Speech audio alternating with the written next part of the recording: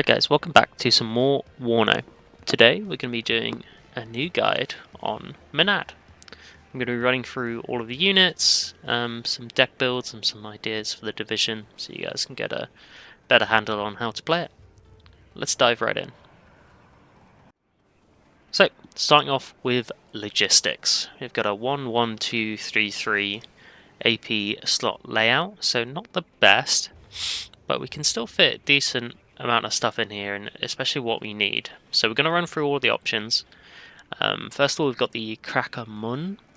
Generally, I don't recommend this one. It's lost its heli transport, which is what made it at least somewhat useful. But it's 20 points, 4 HP, 300 supply per vehicle, so you get 20 of them. It's just really inefficient, and I just don't really see a need for it, so I pretty much never touch this until it gets some kind of heli transport back. I don't think this is ever going to be useful.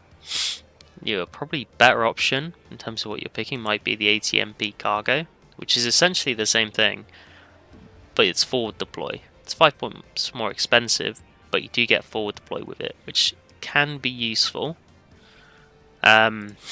So I maybe kind of ignore the Crackerman. I wouldn't go for it. And it's not a division which you need a massive amount of supply with.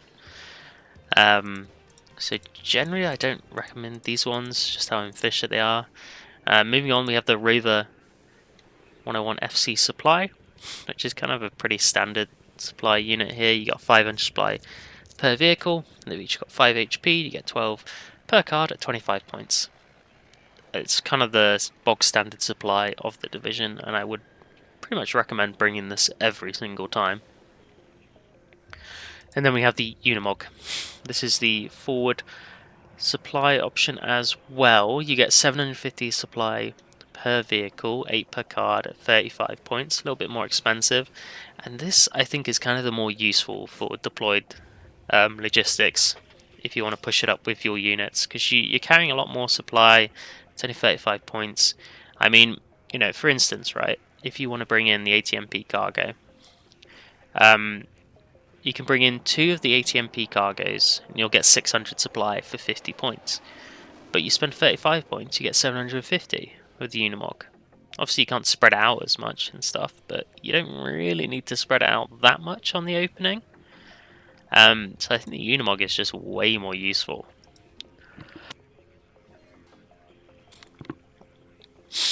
So that's our main ground supply options. We do have the CH-53G Mun, which is your big supply heli. 10 HP, 10% ECM, 2,000 supply per card. 3 per card, and you got 2,000 supply per vehicle, 3 per card, 65 points. These are kind of cool. Unfortunately, I don't think they're worth it. It's like any of the positions that you want to get to with a supply heli, you don't want to risk like 1/3 of the supply card for doing it. And like on the front line, you kind of got the ground supplies you need. It's I wish this was more useful in the division. I just don't think it is, and especially with the small Logi tab, I don't think it really has much of a spot, at least in the way I play it. If this division had like some Huey supplies, some smaller supply helicopters, definitely could be more useful. That could be an interesting change, which it would be kind of cool to see. But yeah, at the moment, not a huge fan of this one. And then let's move on to the CVs. So we got some pretty standard CV options here. We've got these 3 per card Sultans. They're functionally identical. It just depends which nation you want yours from, or like which camo you prefer, basically. The Belgian one like this, or the British one like this. I prefer the British camo. I think it looks cooler. It's not that. It's got like that two-tone kind of effect onto it. I think it looks nice. So I usually go for this one. You've got 3 per card there, which is really handy. It's really nice having a 3 per card CV. So both of those functionally the same. Pick whichever one you like. And in comparison, we've got the FS Fjorings and the Parrot Iltis PC. Again, functionally identical. This is just which camo you prefer. Like, do you like the non-camo cover or the camo cover? It's kind of up to you, really. And so this is your forward CV option that you have in the deck. I tend to go with an infantry CV forward deployed rather than a forward deployed one in the Logi tab. And there's a good reason for this, and it's simply that the Sultan has 3 per card, and so it's more efficient availability per card getting the 3 per card in the Logi tab, because I'm pretty sure you don't have one available. No, they're all 2 per card in the infantry tab. So I like to pick up that option in the Logi tab, that I can have it, that I can get 3 per card. Especially if I'm trying to get to like at least 5 CVs, then I have to take a whole nother card of CVs in order to achieve that if I go for the 2s. So it's nice picking up one of these. So what I usually run in the Logi tab is I go for the Sultan, I'd go for the Unimog, and I go for the Rover Supply. And it's only 4 activation points. Now you can pick up another option if you want, but I think this is the pretty standard way of how I run the Logi tab. Okay, here we are with the infantry tab. There's a lot of units to run through here, a lot of different options. So let's crack on with these kind of deployable teams that we have. So we've got the FS MG3 762, the Paramag 762, Paras Mag 762, and the Para M2HB 12.7mm, the 50 cal. So all these guys functionally the same. The only difference, the Paras Mag gets the ATMP transport, which is amphibious and air transportable, but in general is just worse. The autonomy is honestly just so bad, and it's slower off-road. It's it kind of really sucks. But if you like the look of the Paras, I guess you can bring that in. Yeah, it's kind of a case of if you want one of these, choose the camo you like, because they're all the same. Or you can do something silly and bring in 72, 762 teams, which yeah can be hilarious.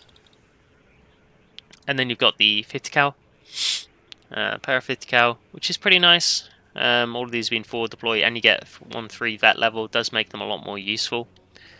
So this is decent. I usually don't bring any of these in the infantry tab, simply because you kind of want to bring some more of your elite infantry and kind of unload this fire support stuff in like the tank tab rather than in here, because this will restrict your like elite infantry and AT capabilities, and you don't really want to do that as this division. Although I could maybe see a place for like a 1 card of these in the deck if you want to bring them. Next up, we've got the Mariner Dragon 1. I think this thing's pretty terrible. You do get 12 per card, but the issue is the range is pretty awful, 1400 meters. The pen's pretty awful at 14. The accuracy's alright. The aim time's really bad for AT. And there's only 2 HP. And so you're kind of like, ugh. It can't really ambush much too well, and it's going to die super quick. It could be useful. I haven't really found a place for it just yet. And again, like, it's the same that kind of applies to these. Like, you kind of want to fill your infantry tab with like your elite infantry, rather than these like supporting units like this. You can bring it in an Alouette. So there is a case for like, oh, could I pop this in the back line and just like put these all over the reinforcement roads and just cause issues? Like, you could, yeah. But again, the range, and it's got the flight time, and like there's a lot of kind of issues with it. I don't know. It could be okay. It is really cheap. Like, if we put this in here, 45 points for the call-in with the truck, 60 points with the Alouette. Like, it is cheap to bring in. You could spam these out in the early game and really contain enemy divisions. Like, it does have some viability in that sense. Like, early spam with it could be decent. But I don't know, you kind of got to weigh that decision up. We'll run through a full build afterwards and see if we can slot it in. But it's an interesting unit. I kind of wish its aim time was a little bit lower. Right, moving on. We'll ignore the CVs for the moment, we'll run over those at the end. We've got these Genie Parachutiste, which are pretty interesting. They're a 6-man satchel squad. 6 HP, not great for satchel squads, you kind of want the bigger ones. But they do get shock, they get, as all engineers do, they get forward deploy, and they're 8 per card at 1 vet, which is kind of nice. 2 MGs, but the 4 Uzis kind of lets them down, although you're going to want to be fighting at close range anyway. It's, I don't know. I don't think it's a great squad. I don't touch them.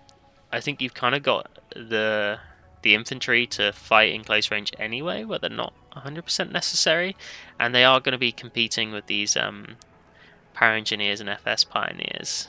Now, if we ping these and we compare to them, the FS Pioneers do get 10 HP, but they're only 6 per card, so you're losing 2 availability there for 4 more HP. For the FS Pioneers, the Power Engineers get 2 MGs, which is really nice, 9 HP, and these guys I kind of think are decent enough if you want to go into those town fights. It would be nice if they got kind of like 3 vet. They don't really get that. I think they get 1 more per vet level compared to like normal engineers, which is kind of a bit rough, but you know, is what it is. But those are your options for the engineers. Either go for like slightly more availability. You can even get 5 at 2 vet if you really wanted to stack those guys up, but 6 HP, I don't know. I don't think it's worth it. But those are your engineering options, which you can go with if you desire. In terms of transports, it's all the same for them. It's just trucks. Just trucks. They kind of just have the different like gun loadouts and HP. Moved on. We've got the Para Commando. It's kind of an odd unit, right? Like it's 50 points shock, 8 HP. You only get the 1 MG, and you're stuck with this terrible lore. Like terrible. 11 pen, only 4, 50% accuracy. Like rough. This is a rough unit. Get them 8 per card, and you can upload them to 5, and it's still not ideal. But they do get a nice transport, and there's this Unimog E1350L Para. Looks pretty cool. It's got that cool vibe. It gets a Milan 1 on the top and a 50 cal, which is pretty nice. You don't have like infantry transport IFVs in this division, but you get these guys. They're 40 points, which could be a little overpriced. They could maybe come down a bit. Obviously they're unarmored. They do have 8 HP. Decent speed, but maybe a little overpriced. But if you want these Unimog Paras and Milans and 50 cals into your deck, this could be a unit worth taking simply to get the transport. And like the squad's not terrible, right? Like you get the free vet. It's 8 HP, you have some AT and shock. So, could work. The call-in's like 90 points. Is it worth it? I haven't found it to be yet. But this transport is really useful to have. So keep that in mind when thinking about that unit. Moving on, we have the Paracommandos Recoilless. And so these guys have got the Blindside Recoilless, which is 100mm heat, 6 ammo, 18 pen, 675 meter range, 60% accuracy. Not too shabby. Now the issue, and I don't know why they come at 7 per card. Let's just compare to the Paras. So you pay 5 points more, and the Paras get an extra MG and the lore 80, which is just better. It is just better. You get 2 less ammo, which could be the downside, I guess.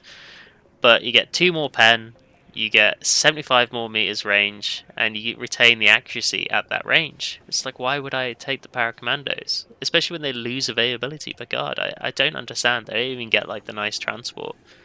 It's a really odd spot, this unit. So I'm kind of hoping that can get a buff. But I pretty much never touch it. I just don't go near it. Because when you're restricted for slots stuff you want to bring in, the powers are just a better choice every time. 85, and so you're still under that thing that you can still bring in 3 per tick of income with the powers. And going to 80 doesn't really change much. You can go to like max vet, like that is an option for them. So like, that's nice, but you're really restricting your availability there. Generally, I find it's better to go with the powers, and if you up vet, you go to 2 vet, and that's kind of the good spot. So yeah, Paracommandos RL, don't really think they're it. Hopefully I can get some buffs for them to come through, make them a bit more of a viable unit. But moving on, we got the Gurkha AT group.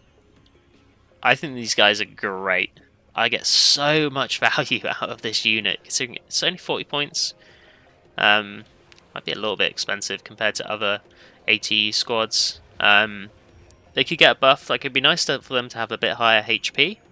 That would be nice. Or they should be a little bit cheaper, just what they bring. But man, do I get good value out of them. Now, you do have a few options in terms of transports. You got the Rover or the Gazelle, and I think that really changes how you use them. I tend to go for the Gazelle because I'm wanting to get these guys into the back line. If looking at the Scott, this is so much damage potential. And ideally with these units, you're going to be microing like one of the lore 80s off. You have it use one up, and then switch to the other one. Otherwise, you're going to be wasting like 2 ammo on like one unit. You're probably going to one tap anyway if you're hitting side armor or rear armor.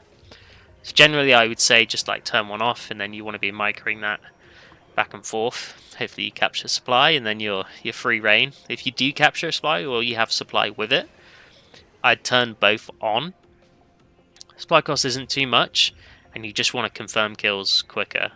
Or if there's a bunch of units coming, you can sit and micro it and like switch between them really quickly, trying to get them to fire at different targets. But yeah, this unit is great. 9 per card at 2 vet. You can up vet to 3. I don't think there's really much benefit from doing it. Like, it's negligible. Right, you get a little bit more accuracy, but 65% is good enough. You're going to be hitting anyway. You get that little bit extra stress distance, reload time, all of that. Like, again, it doesn't matter. They're already really good at 2 vet. I think it's better just going with the availability, because you can just start throwing these things around all over the place. And yeah, I do run them in the Gazelle. You can run them in the Rovers. You can get into backlines or like shove them all over the map. They're great for like pairing up with some of your infantry, and they can just dish out loads of AT damage. They're a really useful unit. Like, this, in my eyes, is kind of a must-take, just because how much use they have, and they like fully embody like MNAD trying to get into the backline of like an enemy, and these guys are perfect for it. Moving on, we have the Gurkha rifles. These are your big boys. These are your main fighting units. They're pretty scary. 12 men, 3 MGs, lore 80. Kind of wish they had more ammo. Like, only 4 is kind of rough. I kind of prefer them to have like 6 lore 80 ammo.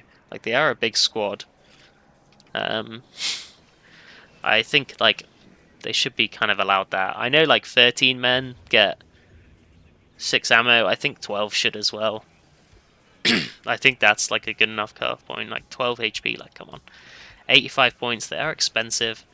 With the truck, they're 105, and then with the Chinook HC, they are 135.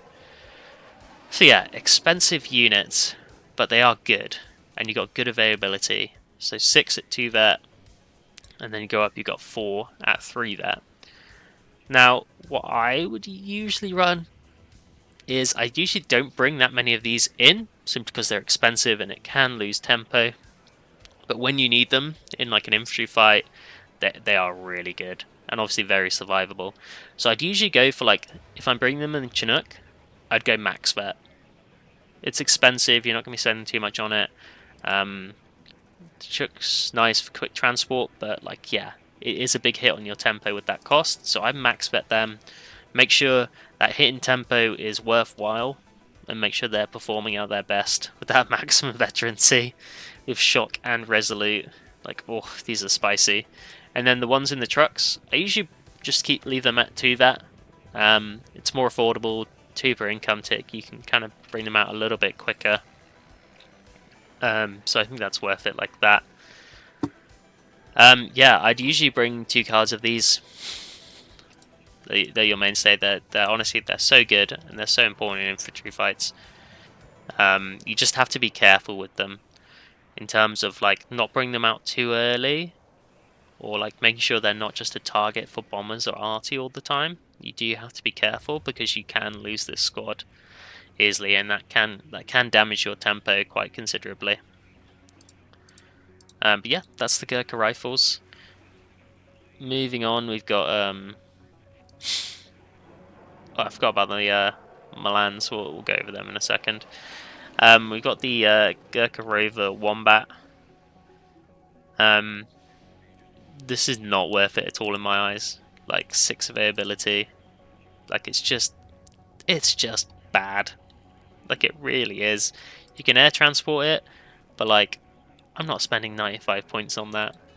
Like no shot am I doing that.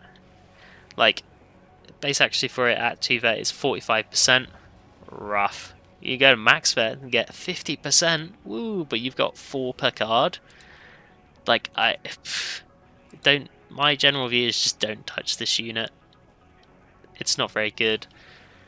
I think it just needs more availability, and then it would be okay. But like, yeah, 6 per card, just no. It's not happening. Why would I bring it in?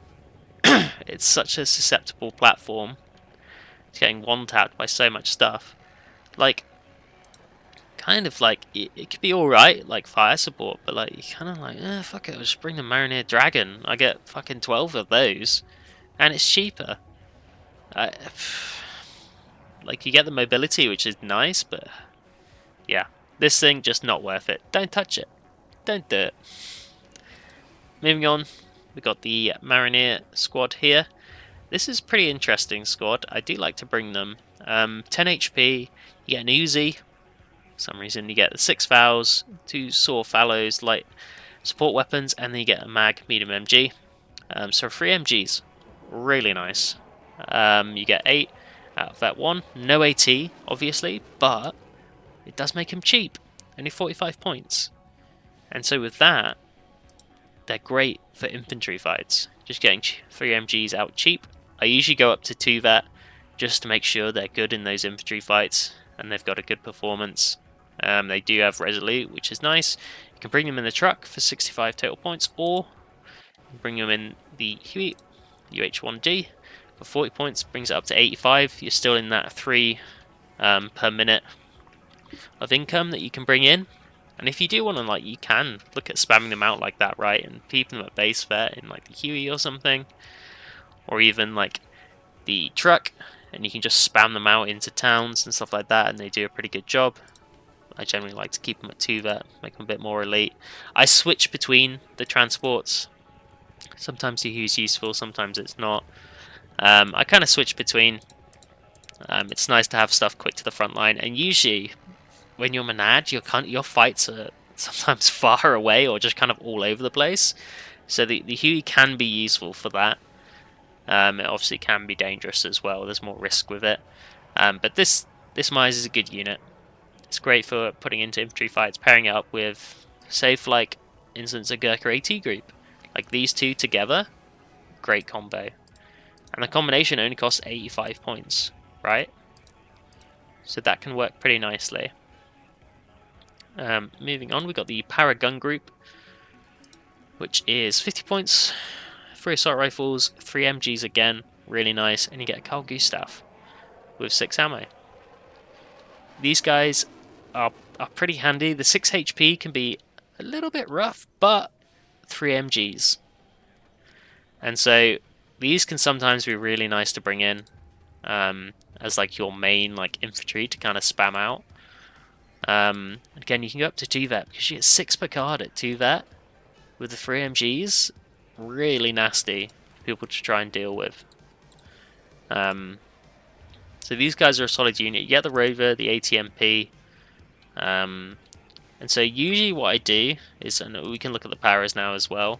You see these guys, 8 HP, the 2 MGs. We looked at them a bit earlier in the lore 80. I usually kind of have a mix of these 2 units, the power gun group and the powers, as like my main infantry line.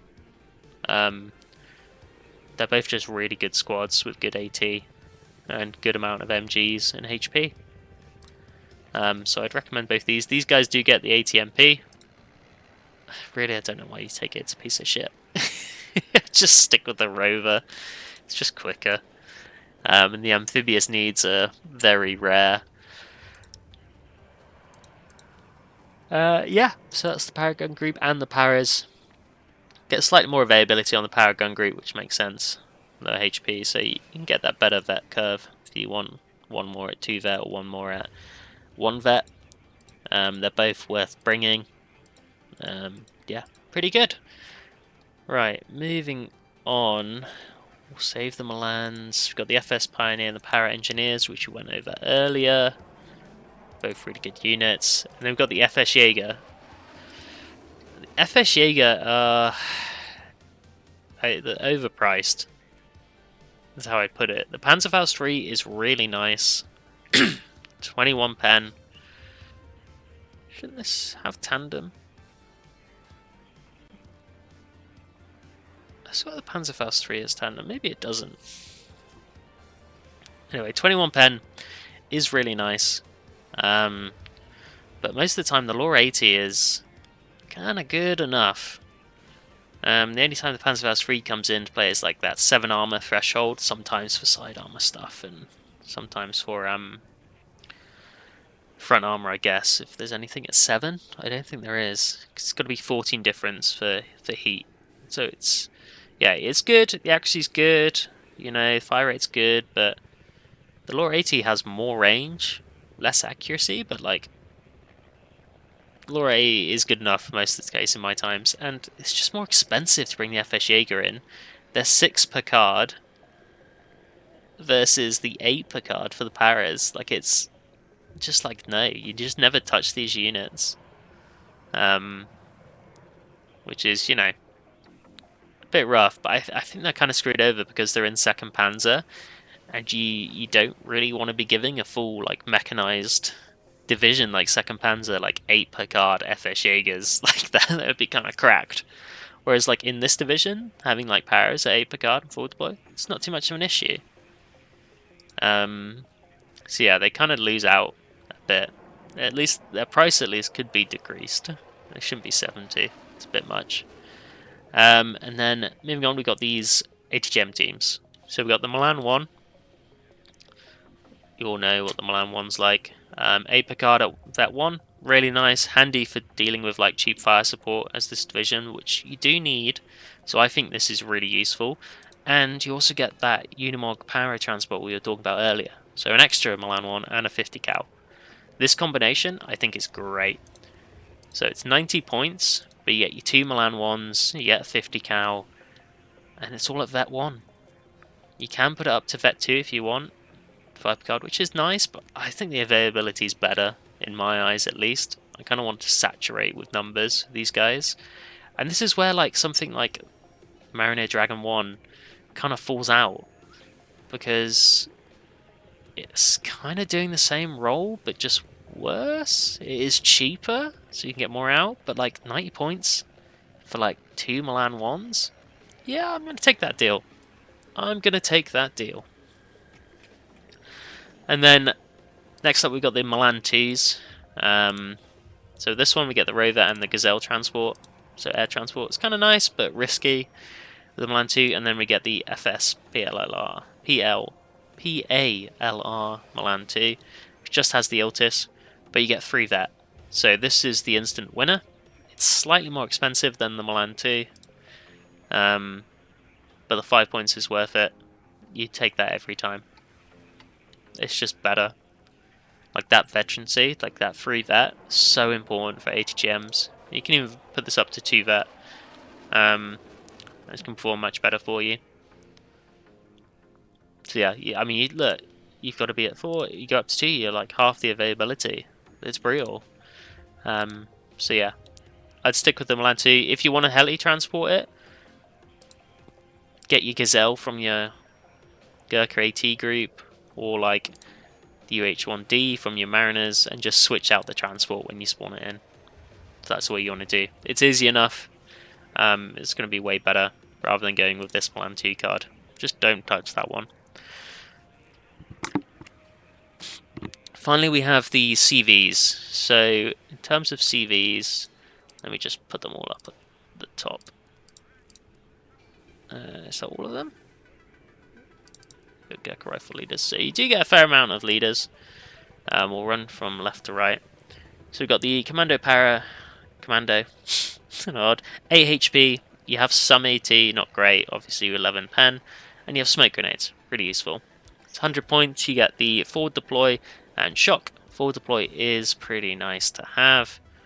It's a nice unit. 120 points for the total package. Moving on, we've got the Para Leader. 6 HP. You get an MG. Get a slightly better AT, and you get smoke grenades as well. Rover or the ATMP. I'll probably just rock with the Rover. If we compare these two, you can see the real difference is the MG and the slightly better AT, but I kind of think the HP is a bit more useful, to be honest. Being a little bit more survivable, slightly more important as a CV, but they're pretty similar. Pretty similar. FS Jägerführer, a little bit cheaper, obviously because they've got no AT. 6 HP, they do have a smoke grenade, which is great. Only 105 points for this package. So this is your cheapest forward deployed CV you can get. And I actually do like running this one, just to save those 15 points. I think this one can be pretty useful. And because I don't opt for the CV here, and so I kind of want to have that price difference be as low as possible. And so 15 points, including the Unimog, is pretty good. You're pretty close to that forward deployed CV price, and so that's a nice cheap option there. We've got the Para Engineers Leader, which has 6 HP, forward deployed, but no smoke. These guys are just kind of bad. Like I don't know why you go for them over the Para Leader, right? This Para Engineer Leader should actually be a lot cheaper. Like really, they should be cheaper than this FS Jägerführer, to be honest. Because they don't have smoke. They get the MG, but no smoke. Smoke's really powerful for CVs. So they need a price change. I'll have to try and look at that and adjust that.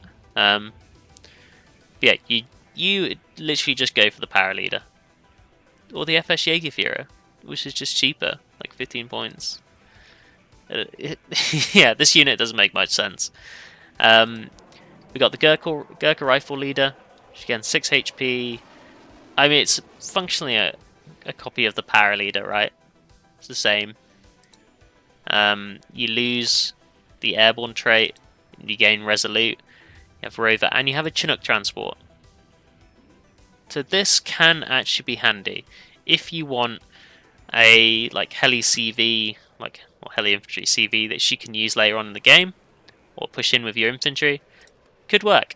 And you get 10% ECM, 10 HP, it's pretty fast, like, it's a nice option, it's a possible option. That's only 100 points for that package.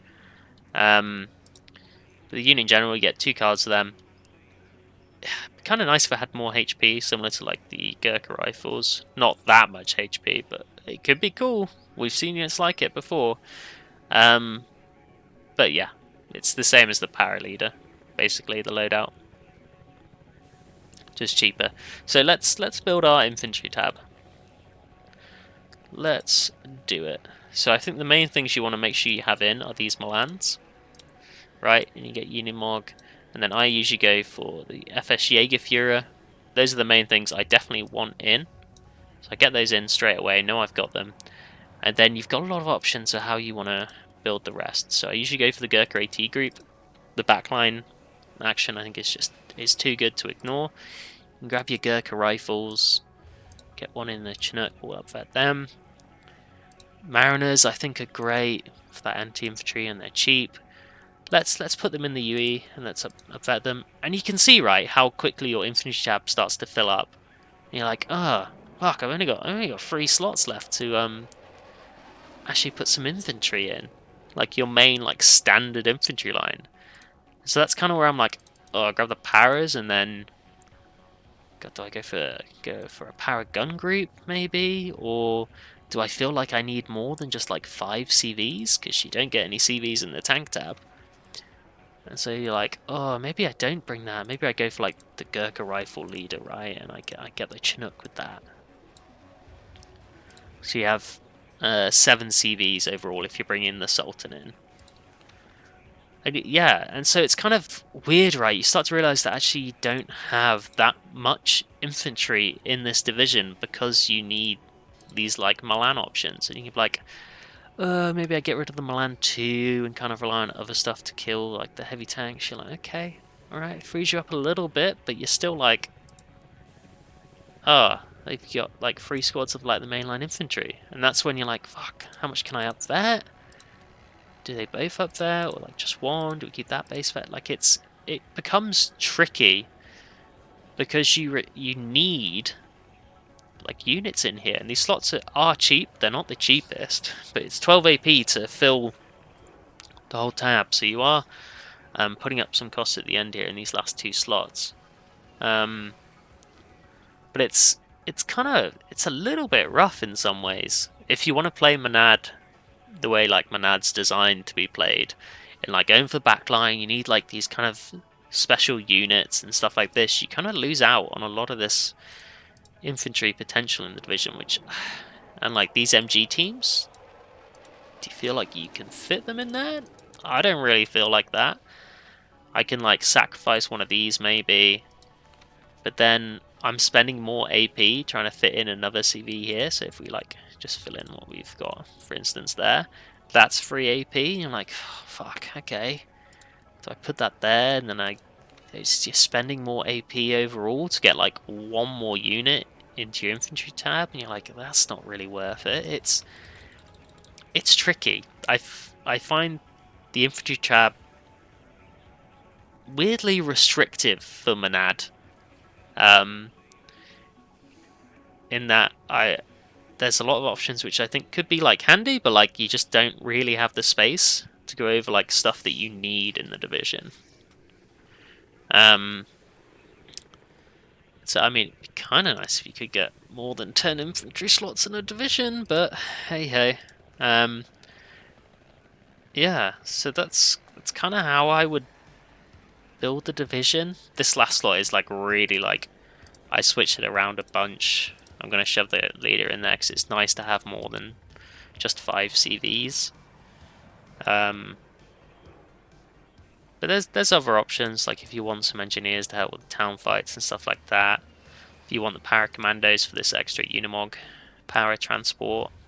Try out the Mariner Dragon 1s, or the 50 cal teams, or 762 teams. But you can see how like it's hard to match these guys up and take something else out of here versus like having this unit.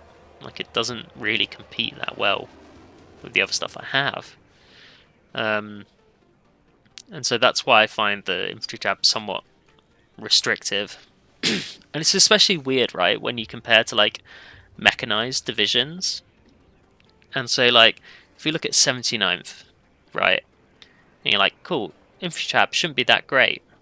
But what you get with each of your infantry squads is an IFE.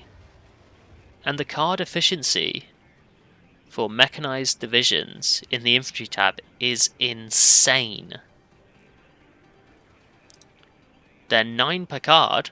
Even this doesn't come close to that. We don't have anything in this whole infantry tab, which comes close to the efficiency of one IFE infantry card, because you get the infantry and the IFE, like it's nuts. And because our infantry is elite, right, Rover with the paras is costing pretty much the same, or close to, some infantry and IFE cards.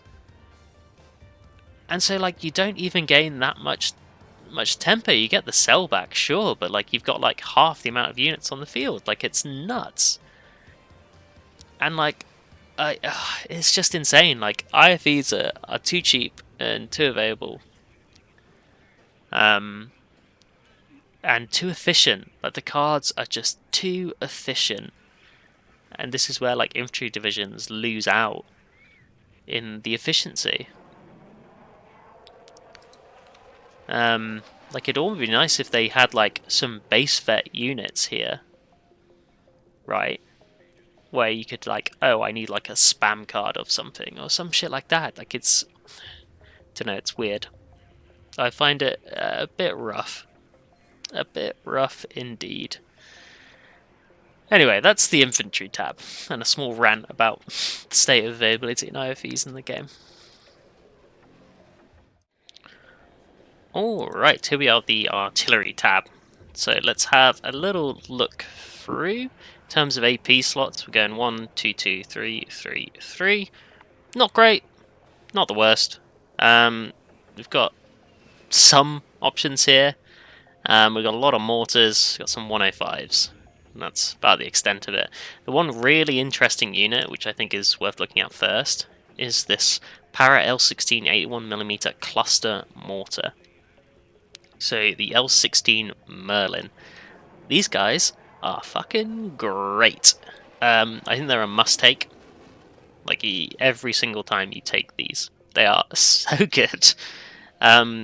What you have here is it's guided indirect, so they can be guided and pinpoint accurate, which in itself for a mortar is brilliant, right? Because you can get pinpoint accuracy, and you can do 1 HE when you're doing that. Bam, bam, bam, bam, bam. So they're actually pretty good against infantry. What you also add is 2 penetration. These guys can do, it's not a lot, right? It's not doing like crazy amount of damage, like one-shotting like vehicles and stuff like that.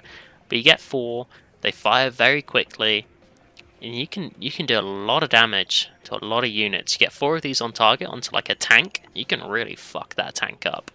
And so these guys are 100% are worthwhile. I'll take them every single time. You just got to stay on top of microing them and moving them. It's actually quite funny. The the actual real life version of this is better, because these mortar rounds they will actually guide onto targets. They'll like track from the air and like guide onto them. It's kind of nuts, like when you look into this Merlin round. But it's in a good spot in the game. They're not like too like overpowered like 56 cluster mortar was, but like they're really nice. They're in a really good spot.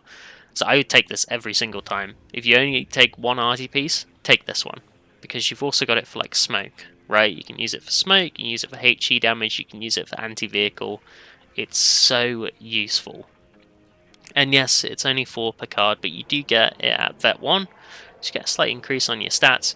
And it's, yeah, you can bring it in the ATMP or the Rover. I'd usually bring it in the Rover, just because you get better speed off-road, and that's usually where it's going to be, and you want to be quick at relocating it. And you get better autonomy with it. So I go with the Rover over the ATMP. As for the other options, we do have the standard 81mm mortar.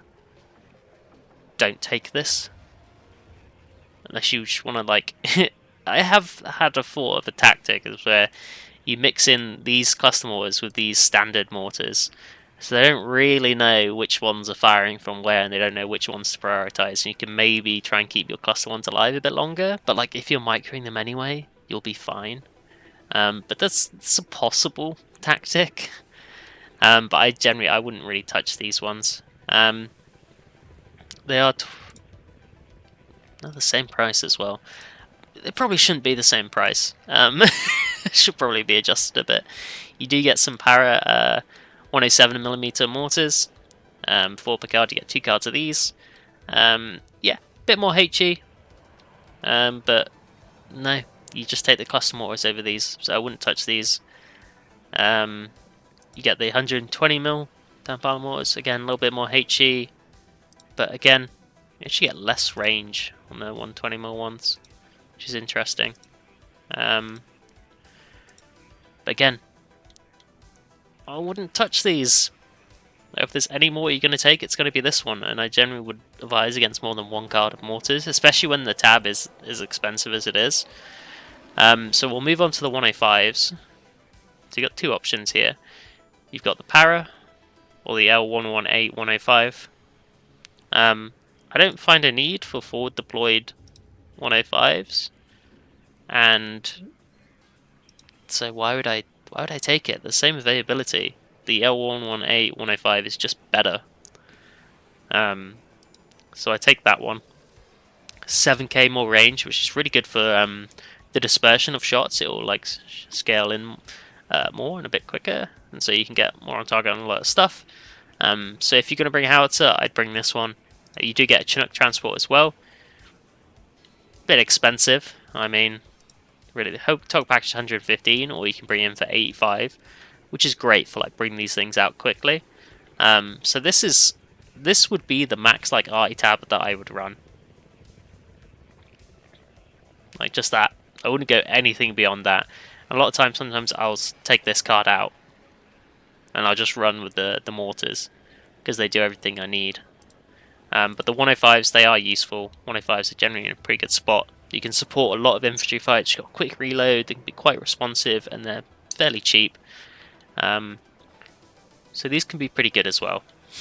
They can do a bit of counter battery as well for you, kind of extending beyond the cluster mortars range. So yeah, 105s can be useful, but the one unit I'd say is like a must take in this tab is this cluster mortar. It is so good. But yeah, that's artillery. Let's move on to the next one. Okay, so here we are in the tank tab. Decent slots. Actually, you got 4 1-point slots, you get 3 2-point slots, and then 2 3-point slots. What you've got in here is a lot of cheap fire sport vehicles. So you got the Para Scorpion, Para Scimitar, and a Weasel Mark 20. These are kind of all your fire sport options. They all come with 3 vet, 1 vet, 12 per card. And I usually bring all 3 of these. So I'll plonk them all in. And they're great. The 3 vets is really nice. They're really cheap. You kind of spam these guys out. Something to note in terms of like the Weasel versus the Para Scimitar. So we can compare them here. It's a bit annoying the transport's in the way. But obviously the autocannon is a bit worse for the 20mm. Get slightly better fire rate, but it's still it's pretty bad in comparison. Like that range really doesn't help, because the range you have less pen as well. You have 1 armor on the Weasel and 6 HP.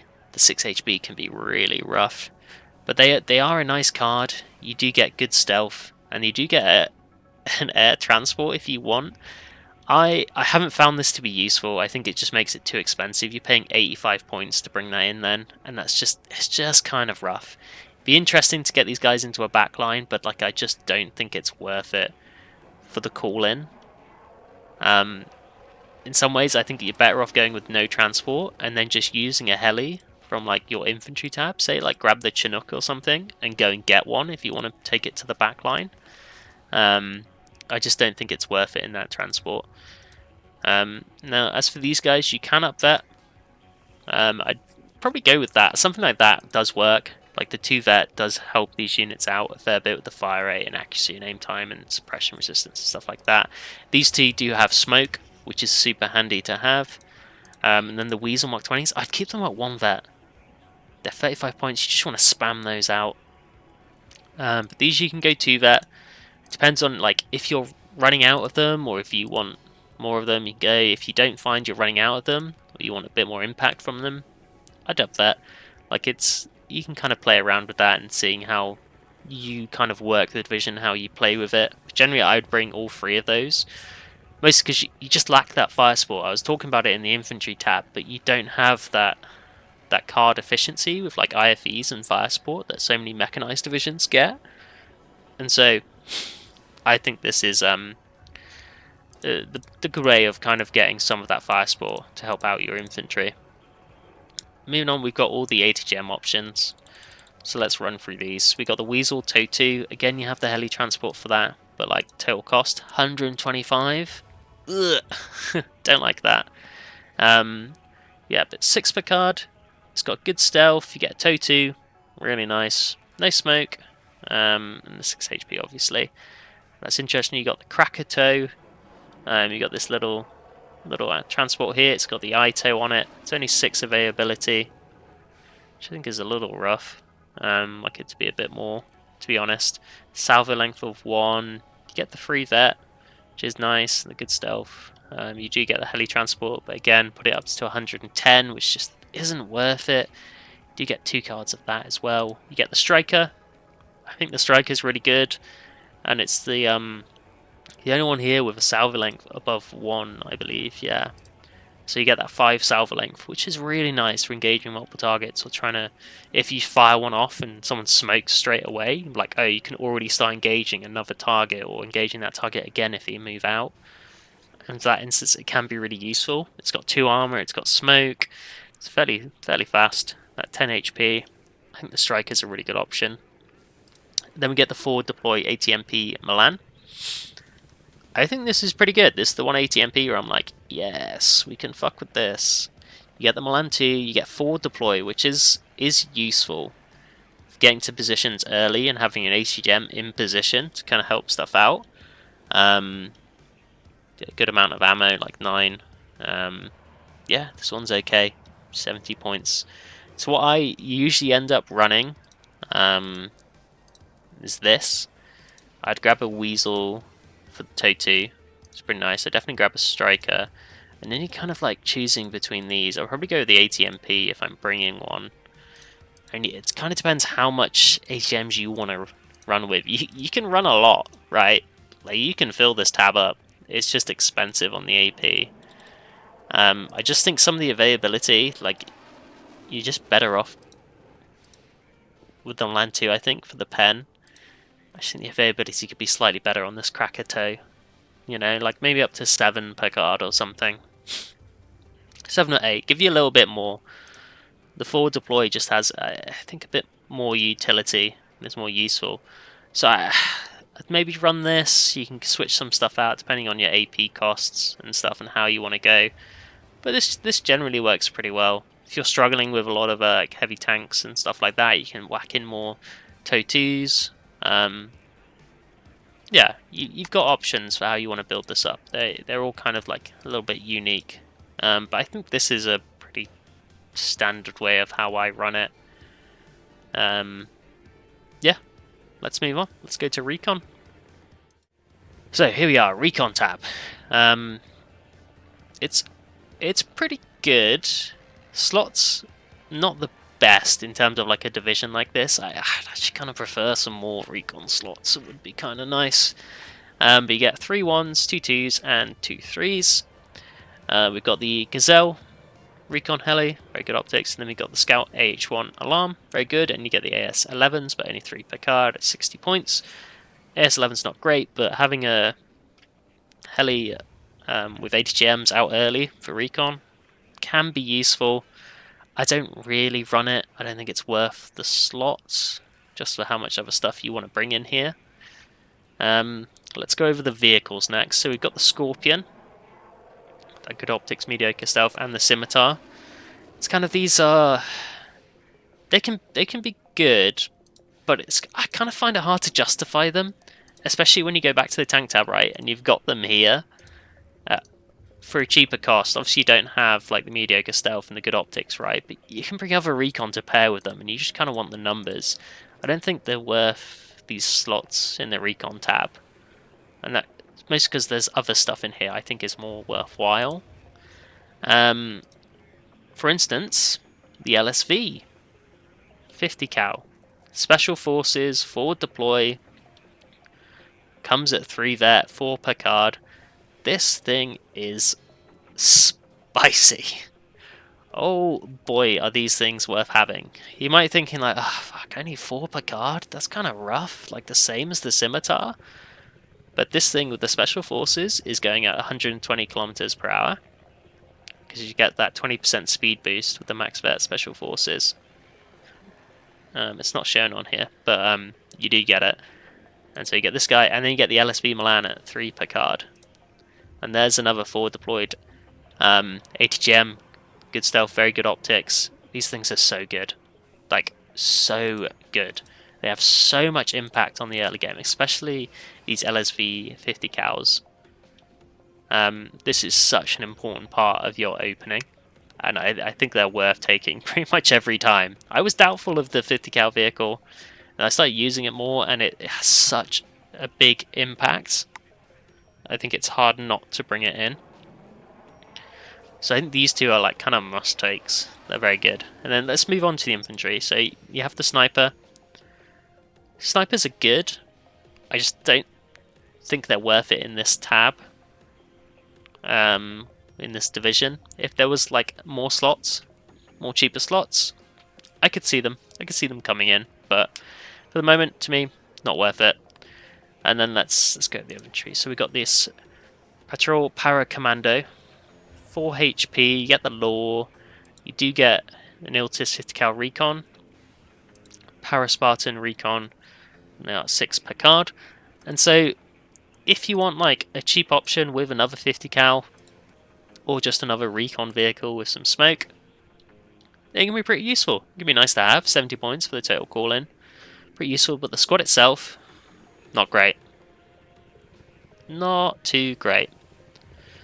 But, you know, it's more about getting that extra fire support, right?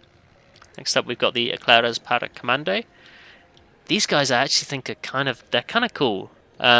You get the 3 assault rifles, you get 3 MGs, and you get the Blindercide RL-83, which is only 14 pen, but 675 meters range, decent actually, 6 ammo. More importantly, you get this heli. So this will give you a recon deployment heli, right, at 270 kilometers, 6 HP. So it'll survive a manpad, unless it gets like a crit or some shit. It can get to places really quick. And you can get these Eclairs Para Commandos into some really nice forward deployed positions early on. And they can hold their own with the 3 MGs and the AT. So this, like, I definitely has a place. I don't always run it. Sometimes I just go the Unimog because it's nice to have and cheaper. But like this setup here definitely has a place on some maps, and it can work quite well. So this is something to keep an eye on. These guys. Next up, FS Jäger Aufklärer. Yeah, you're kind of paying for the Panzerfaust 3. You get 5 availability, it's alright. It's pretty cheap. Well, 70 points for the total call-in. Yeah, you're paying for that Panzerfaust 3. And this kind of comes into play, right, when you look at a lot of the other units here. Like, it's the best AT in here. And so if you want good AT recon, like, yeah, bring this. But then you go back and you look at the infantry tab and you're like, wait a minute. I've got Paras coming out everywhere who have good AT. And Gurkha Rifles who have good AT. And the AT group who have really good AT. Like, am I that bold about having a Panzerfaust 3 when I already have forward deployed really good AT? Probably not. So you're probably more thinking about, I want, like, some recon squads who've got, like, good HP, some decent AT. It doesn't have to be crazy. And that's where these Paras, Scouts, and the Pathfinders come in. So the Paras Scouts, you've got 8 HP, 2 MGs. You've only got the Law. Not the best, but again, it's good enough. That shock and the airborne deployment. I think this is a great squad. I usually go with these guys. And then you got the Pathfinders as well. Pathfinders are fucking cracked. 4 MGs, Special Forces, only 4 availability, but like, yeah, this is a great squad.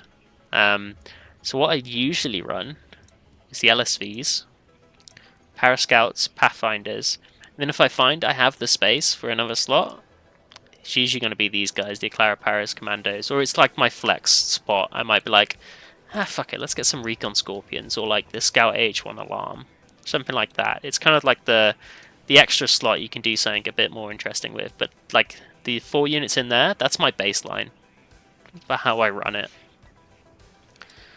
And it's not like a crazy amount of recon, but like these are survivable squads. They'll stay alive, and you got to try and keep them alive, and you'll get enough vision with all this stuff. And this squad is really strong. It's a good hitter. This kind of supplements your infantry tab as well, so that's pretty nice. And that's the recon tab for me. Basically, that's kind of how I run it.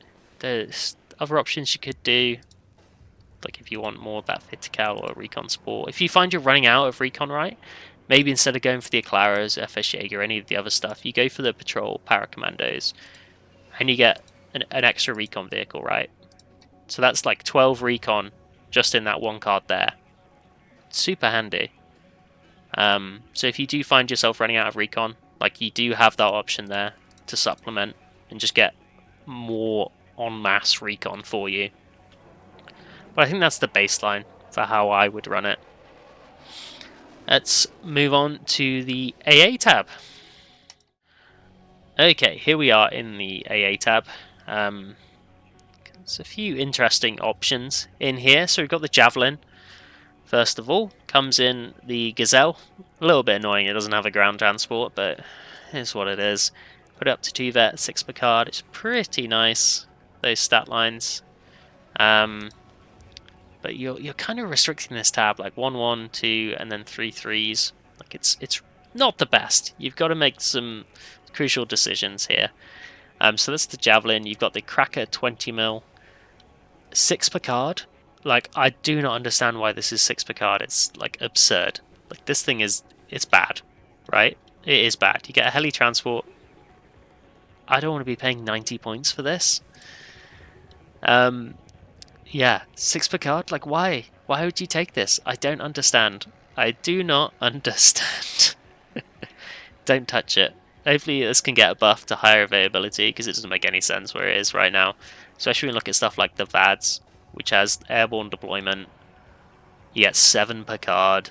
It's got that 4 HP. Like, you just go with the VADS. Like, this is actually very good infantry fire support, but helps out against helis. And it can kind of help out against planes as well. It's got good accuracy. You can even put it up to 2 vet. Get up to 40% accuracy. Ooh, pretty cracked. VADS is pretty nice. You have the Sky Guard, so this is your radar AA. These are the ones we stole from Argentina and the Falklands. We got that 3,000 meter aircraft range, 2,800 meter helicopter range. These guys are nice. Very, very nice indeed. Obviously you got to be careful, radar, so they can be seeded, but it's a nice option to have. I generally run them. I think they're really nice. They help you out against enemy aircraft, which can sometimes be an issue when you're in this division. You just got to be careful with it. So I like running them. We got the ATMP LML. This is the other ATMP, which I think is great. So yeah, this is your like forward deploy AA, which is going to cover all your early pushes. You got 8 per card, which is really good availability. You can up vet if you want, get up to 70% accuracy. But I think it's fine at base. You get 65%, which is good. It is manually guided, but big difference compared to the normal Javelin is the 3 salvo length, which is very nice for dealing with like helicopters and like en masse planes and stuff like this. It's like running a few of these can really save you. So like I always run these because I find them essential for covering your early pushes and even some like backline action. They are amphibious, obviously the airborne deploy, and they can be airlifted. So if you want to rotate at Chinook ground to pick some up, send them into the backline with your Gurkha AT, you can do that as well. Next up, Para Mistral. Get that airborne forward deploy Mistral. Pretty nice, 6 per card. Like the Mistral, we all know it's really good AA. Obviously, the availability is not great. But you're probably going to choose this over the Javelin. I wouldn't pick more than one man-pad here, so it'd probably be the Paramistral you go for. And then finally, we have the Rapier FSB2 Darkfire. This is a spicy AA piece. Obviously it's towed, only get the 6 ammo, but it's that 6 salvo length, aim time of 1 second, 70% accuracy, good heli, and good, well, very good helicopter range, like crazy good actually, and good aircraft range. It's, yeah, this is like your main big AA piece for helping out with the air, and I definitely recommend running it. I'd probably up-vet it. I think I only ended up running like 2 most of the time. You can go 3 if you want, 75% accuracy, a bit faster aim time and reload, but like going up to 2 there, 80% accuracy is wild. Quick reload time, that aim time 0.92 seconds, like Rapier FS2B at this like that is nuts. I mean, you could even, like, if you really wanted to, put a CV with it, and you're talking 85% accuracy. Ooh, that is a scary AA piece. But let's go over what I'd usually run. So, ATMP is a big one early on to help out. I'd rock the Sky Guards and the Darkfires. This last one, you can run it if you want, or you can go kind of like minimalist like this, or you can drop the Darkfires out maybe, but like the VADs are really useful, or the Paramistrals. I find the VADs more useful because they kind of deal with the helis and can help out with aircraft, and you have that ground support aspect as well. So like this is generally how I would run the AA.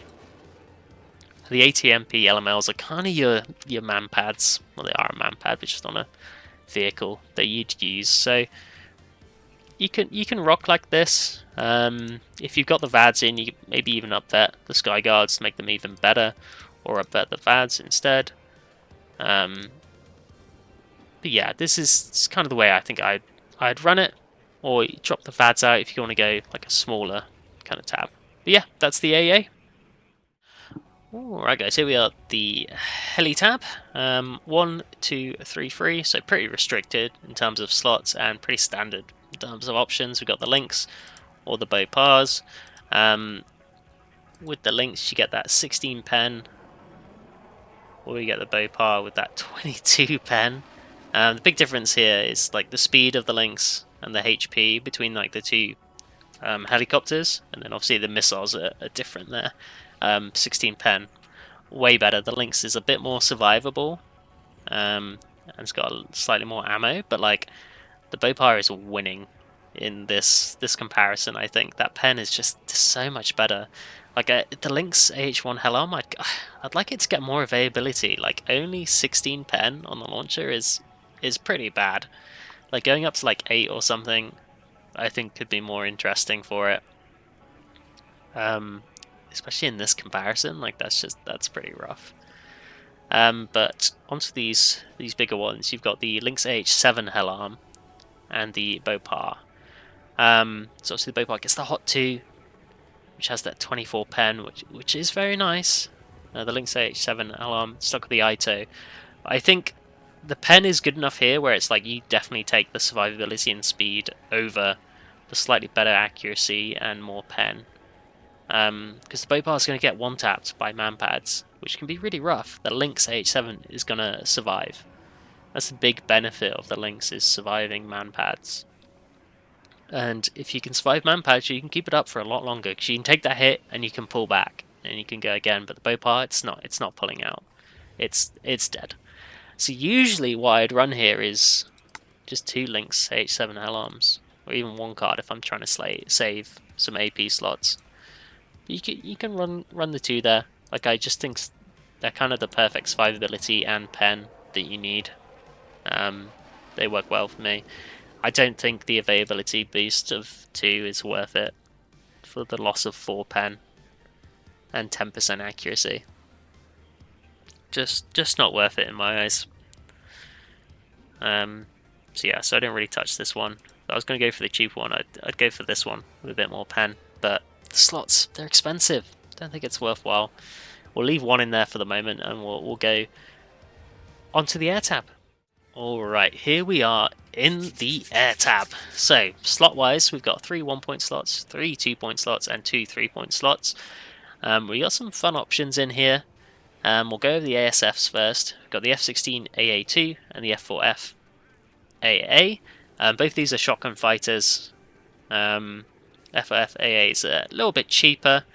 You usually get one less burst in terms of the ammo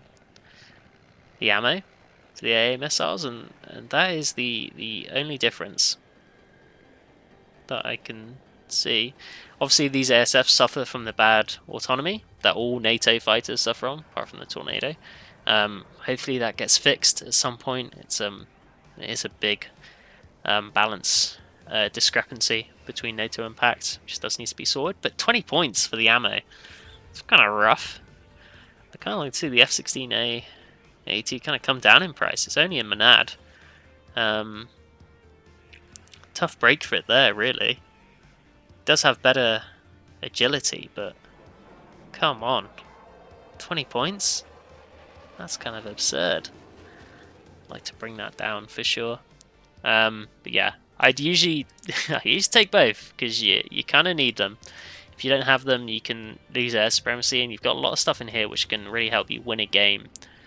And so you kind of definitely want these guys out here. Let's go over these Mirages first. You've got the Mirage 5BA Rocket and the Mirage 5BA HE. So obviously with the Rocket, not a lot of rockets on there. You don't get an AA missile with it, and it's only 2 per card, which I think is a bit of a mistake. No AA missiles generally suggests that they should be 3 availability. So I actually think this needs an availability buff, and then I think it would be in a better spot where it could be usable. But 30% ECM, good speed, you can do some decent early damage and get some good tempo out with this in the early game, but I'm not sure it's worth the slot at 2 availability. At 3, I think it could be more worthwhile. So maybe hopefully we can get that buffed up. Mirage 5, the A. Got those 400 kilogram bombs. You do get an AIM-9P along with it. 30% ECM, good speed. I can't remember if this is dive or not. I'm going to open up War Yes and just see. Yeah, okay, so this is a dive bomber, which is good. Dropping those all onto one target, you're going to do some good damage there. So it's 265 points. So is it worthwhile? You kind of decide. Its main competition here is obviously going to be the other HE bomber. That's the Buccaneer. Now the Buccaneer is not a dive bomber. Okay, so that's the big difference. But you do get 6 500 kilogram bombs. No gun, you get AIM-9Ls, only 20% ECM. Does have exceptional agility, and it is cheaper at 220 points. Depends what you're kind of going for, what you want to go after. So this is going to be better dealing with tanks and making sure you hit targets spot on. This one's a bit more like that carpet bombing style, but they are big bombs. They do a lot of damage. A lot of damage, like 7.45 HE is a good amount. Anyway, we'll go on to the NF5A cluster. Similar to like your F-16 cluster, this is cheap. 165 points. You get 2 of these rock eyes. Obviously, only 2 is not great, but great for doing with like AA and things like that. 975 kilometers an hour, 20% ECM. Like, yeah, it's pretty good. It's pretty damn good and looks cool. So, this is one where it's definitely worthwhile, like bringing this in. Probably autonomy is not great, but it's a cool platform, and it can be pretty good for overwhelming AA nets if you need it to. And if you want like a cheap plane with like an AA missile, that's the best you're kind of gonna get in this division. So we already went over the Buccaneer a bit. I do find the Buccaneer pretty cool, like look-wise, and they're kind of iconic and obviously specialized to this division. So I kind of feel like I have to take them. You get the HE, you get the LGB. I do think the LGB is pretty damn good. You got that 30% ECM. You get those paveway 2s, 15 HE. Very nice indeed. I like the LGB bombers. Obviously only 1 per card, 240 points. Can be tricky because they take up a lot of AP slots, but I do think they're pretty good. We get the seed. It's not a good seed plane. You get the two AS-37s, 4,400 meter range, 45% accurate. Like it's not good, but it does give you exceptional air optics, exceptional agility, 4% ECM, and you get one AIM-9L with it, which is like nice, I guess. 2 per card, 200 points. At least it's not like super expensive. I kind of feel you have to bring the seed if you're investing heavily into the air, which you usually are with MNAD. So you're going to bring it. It's not a great seed plane, but you're going to bring it. And then we have the Buccaneer S2B AT. Now this one, I don't think it's too bad. 3 per card, 175 points. You don't get a gun or like AA missiles, right? But that helps make it cheap. It's got good range, good pen, only 2 ammo, which is, you know, a bit lackluster. But it's going to get the job done. And you can bring them out in kind of a bit of a swarm, and they can do alright. And they're good for like overwhelming like AA nets and stuff. It's kind of weird that the HE one only gets 20% ECM. Is it to do with the pod? Everything else has this pod on it. Don't actually know what this pod does. Can I read anything on there? I assumed it was like a targeting pod, but it's not. Let's do ECM. Not sure. I'll have to look that up. Maybe this can get a buff to 30% ECM. That'd be very nice. But yeah, how I run the air tab. So usually I like to I like the Buccaneers. I think they're really cool. So usually I would try and run like all the Buccaneers in here. Get all these guys in, and then you can rock the cluster as well. Like it's a lot of air, right? It's a lot of air. If you don't want to run all of these, like maybe you drop one of the LGB bombers, you can look at maybe investing in some other slots. It's kind of awkward. You've got 3 points left. How do you use it up? So you can either maybe don't bring the LGBs. It gives you 6 points, and then you could get, I want to get some 105s, and you know what? I want to get some more helis, and I want to get like another recon unit in there. Like I want to get these Eclairs, that extra slot, or the snipers, the FS Jaeger. And so these last slots, I think you can play around. Like this is pretty good. This gives you some good like killing capabilities for stuff that you need. Do you want the LGBs, or do you want to rock like more arty, more recon, more helis, you know? I think this is a pretty good setup for the division that we have. But you got options in the air tab.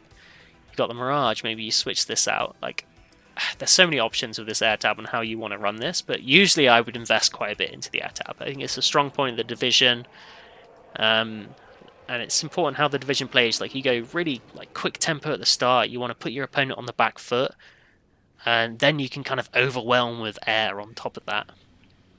And it can really, like, the tempo can get pretty wild. Yeah, I'll have to see about this Mirage 5, seeing if it can get buffed. But yeah, that is the MNAD guide. That is the division guide for you. I've got quite a few gameplay videos of MNAD. You can go check those out. But the general kind of gist is like aggressive play, try and get into the back line, overwhelm your opponent, tempo, tempo, tempo. If you do get stuck into a grind, you've got your cluster mortars, you've got your air, they're really going to help you out. Your infantry, just try and keep it alive, it can grind out well, and keep trying to get stuff into the back line. Cut off reinforcement roads, various stuff like that. And you can play a long game with this division, but it really shines in like the early tempo. But yeah, thanks for tuning in, guys. I'll catch you in the next one. I'll bring up a full view of this division there, so you guys can get a nice look at it in its totality. But yeah, thanks for tuning in, guys. I'll catch you in the next video. Not sure what the next guide will be, but if there's any suggestions for something you guys want to see and something I played like a fair bit, then I'll be happy to do it.